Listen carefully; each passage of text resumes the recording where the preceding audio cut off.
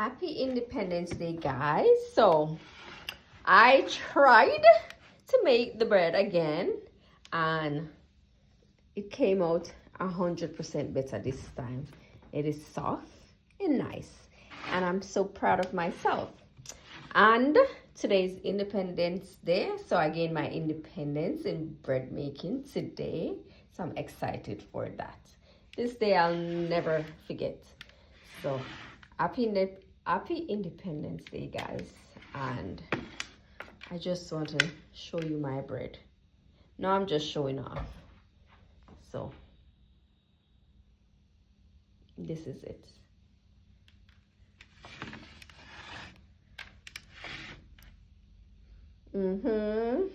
Clap that, clap that. Clap that. Again, happy Independence Day and stay blessed. Okay.